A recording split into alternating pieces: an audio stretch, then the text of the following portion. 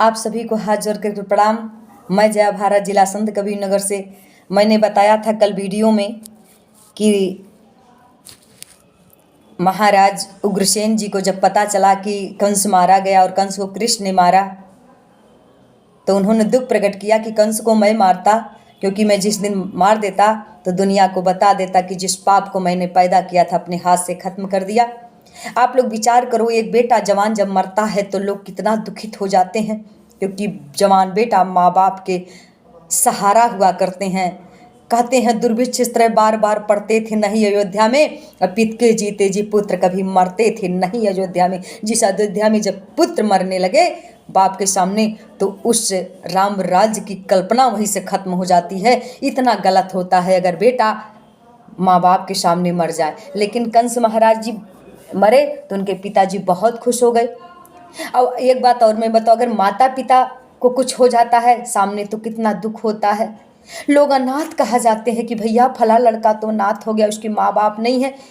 लेकिन हमारी सनातन और हमारी शास्त्र प्रमाण देते हैं कि जब हिरण्यकश्यप महाराज को आकर के नरसिंह अवतार में भगवान ने उनका संहार किया, हत्या किया, मौत के घाट उतार दिया, उस समय हिरण्यकश्यप महाराज जी के पुत्र भक्त प्रहलाद वहाँ खड़े थे।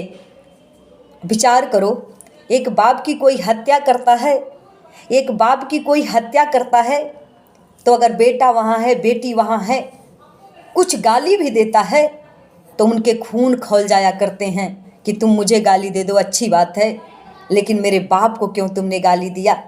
हम मुझे मार देते मैं बर्दाश्त कर लेता, लेकिन मेरे बाप को मेरे सामने क्यों गाली दिया।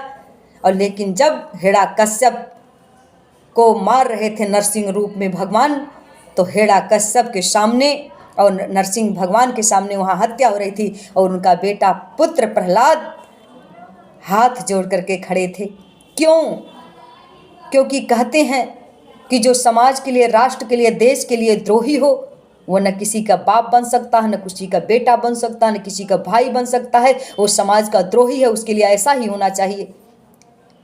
हिरण्यकश्यप ने सारे अपने राज्य में ऐलान कर दिया था, कोई भगवान की भक्ति नहीं कर सकता है, कोई यज्ञ नहीं कर सकता है, कोई किसी माँ बहन की सम्मान नहीं कर सकता है, कोई गौ की हत्या को रोकेगा वो सबसे बड़ा पाप होगा।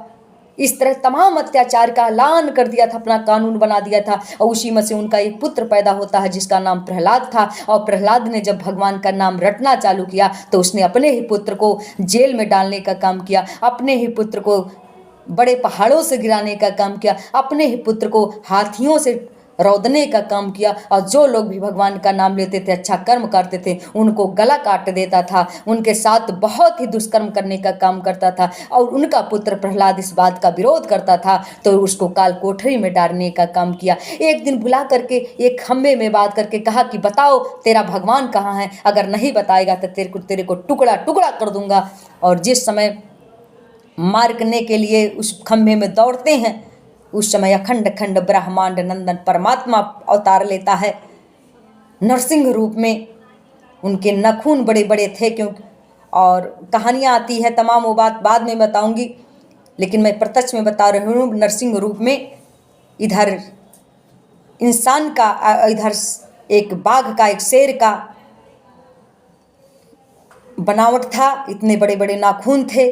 और उसी नाखून से हिरण्यकश्यप जी का कलेजा फाड़ने का काम किया। तो जिस समय कलेजा फाड़ा जा रहा था, एक पिता की हत्या हो रही थी, उस समय बेटा खड़ा था, खुश था। क्यों खुश था? क्योंकि ऐसे लोगों को मर जाना, जिसके राज्य में, जिसके देश में वो सबका पिता था और एक राजा था, और सारी प्रजा में त्राहि त्राहि मचा हुआ था। तो उस बेटे ने सोचा, प्रहलाद ने सोचा कि जब हम तो बेटे हैं, हमें तो दुख है, लेकिन इससे ज़्यादा दुख इस देश के लोगों को है, इस समाज के लोगों को है, इस राष्ट्र के लोगों को है।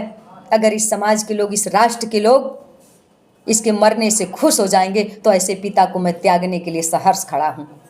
जिसके मरने से पूरे समाज के लोग खुश हो जा, गौ माता खुश हो जा, देश खुश हो, गंगा माई खुश हो जा, जन जन खुश हो जा, विकास की गंगा बह जा, लोगों में खुशी की दौड़ जा। ऐसे चाहे बाप हो चाहे पुत्र हो, मरने पर कोई शोक नहीं है। और प्रहलाद ने कहा ऐसे पिता अगर मर रहे हैं जिससे पूरी जनता खुश है तो मैं ऐसे बाप को एक नहीं हजारों बार त्यागने के लिए तैयार हूँ। और उसने क्या कि प्रहलाद जी हाथ जोड़ करके खड़े रहे, और जब हाथ जोड़ कर खड़े रहे, हिरण्यकश्यप महाराज की नरसिंह अवतार से उन्होंने संहार किया।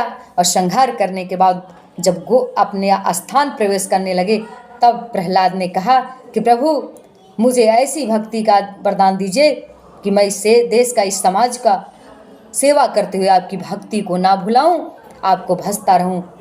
प्रभु अपने रूप में आते हैं और उनको अपने आशीर्वाद दे करके कहते हैं जाओ, तुम्हारे लिए पूरी प्रजा ही तुम्हारे पुत्र हैं, इनकी सेवा करो। हले प्रहलाद तुमको दुख हुआ होगा कि मैंने तुम्हारे पिता की तुम्हारे सामने हत्या किया, लेकिन जो किसी देश का राजा हो और जिससे समाज दुखी हो वो किसी का पिता, उसने तुमको संसारिक देह जरूर दिया है, लेकिन तुम्हारी आत्मा को तो उसी परमात्मा के अंश हो। और इस संसार देहवाना देने वाला पिता अगर दुनिया को दुख दे रहा है तो ऐसे लोग को हमने हत्या किया तो पूरा किया। प्रहलाद ने कहा नहीं, जिसके द्वारा सारे दुनिया के लोग दुखित रहें ऐसे पिता को मैं त्यागने के लिए तैयार हूँ। मुझे बहुत खुशी हुआ। और उसने प्रभु की स्तुति की है। विचार करो, किसी के बाप मर जा कोई स्तुति करेगा, लेकिन जब ऐसे लोग, ऐसे पिता बन जाए जो समाज की भार बन जाए, जो राष्ट्र के भार बढ़ जाए। बहुत से लोगों ने आपने देखा होगा 80-80, 85-50 साल के पिता हैं, छोटी छोटी बच्चियों के साथ बदतमीजी कर दे रहे हैं। ऐसे लोग को मरना तो अच्छी बात है ना। ऐसे लोग के पिता के मरने पर कोई रोता नहीं है, लोग जश्न मनाया करते हैं। तो मैं यही कहना चाहती हूँ बंधुओं, कुछ ऐसा कर्म करो कि जिससे दुनिया के लोग आपको याद करें। नहीं तो एक बेटा भी आपके मरने पर हंसेगा, जिस बेटे को आपने जन्म दिया। कहते हैं पिता धर्म पिता स्वर्ग पिता ही परम बलम, और पिता प्रीत माँ पन्ने पिता ही सर्वदेवता। और उस पिता को मरने पर बेटा खुश हो रहा है। क्यों? क्योंकि आपका कर्म ही ऐसा है। तो जिसका कर्म नहीं अच्छा रहता है दुनिया के लोग उसे ठुकरा दिया करते हैं। अच्छा कर्म कर, जियो तो यूँ जियो कि जिंदगी निखर उठे, अरे मरो तो यूँ मरो कि मौत भी चमक उठे। ऐसा कर्म करो कि दुनिया के लोग आपको याद करें। और नहीं तो ऐसा कर्म करोगे, दूसरे घर के तो दूसरे हैं, समाज दूसरा, तो अपने बेटी बेटा भी आप पर लानत करेंगे। आपको देख कर मरने के बाद लोग खुशी मनाने का काम करेंगे। तो बंधुओं, मैं यही चाहती हूँ आप लोग अच्छा कर्म करो। इस कथा से आपको यही सीख लेना चाहिए कि अगर हम गलत रास्ते पर जाएंगे तो हमारे बेटी बेटा भी हमारे मरने पर रोने का काम नहीं, बल्कि हमारी मौत पर लानत भेजने का काम करेंगे। तो अच्छा काम करो, आपको मनुष्य तन मिला है। अगर हिरण्यकश्यप जैसा काम करोगे तो भक्त प्रहलाद जैसे बेटे आपके रहेंगे।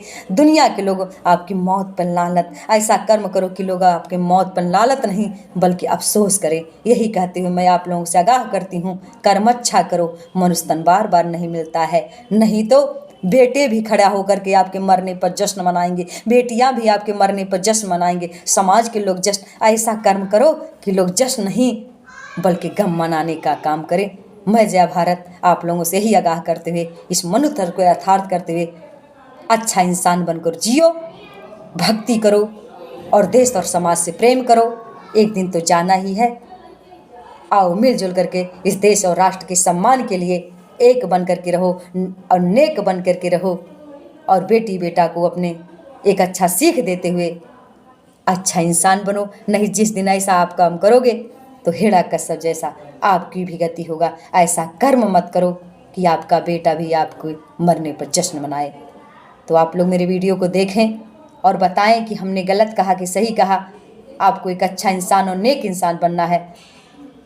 किसको किसको बनना है, किसको किसको नहीं, और कौन कौन बन चुका है। हालांकि आप सभी लोग जितने लोग मेरे वीडियो देखेंगे अच्छे इंसान हैं, सभी लोग नेक हो। लेकिन मुझे कमेंट कर बताइए कि आप लोग नेक हो कि सिर्फ अनेक हो। और मैं आपकी कमेंट की आभारी हूँ। मैं तब तक आप लोगों को प्रतीक्षा करती हूँ। आप सभी की जय भारत। आप सबसे अंत प्रणाम करती हूँ।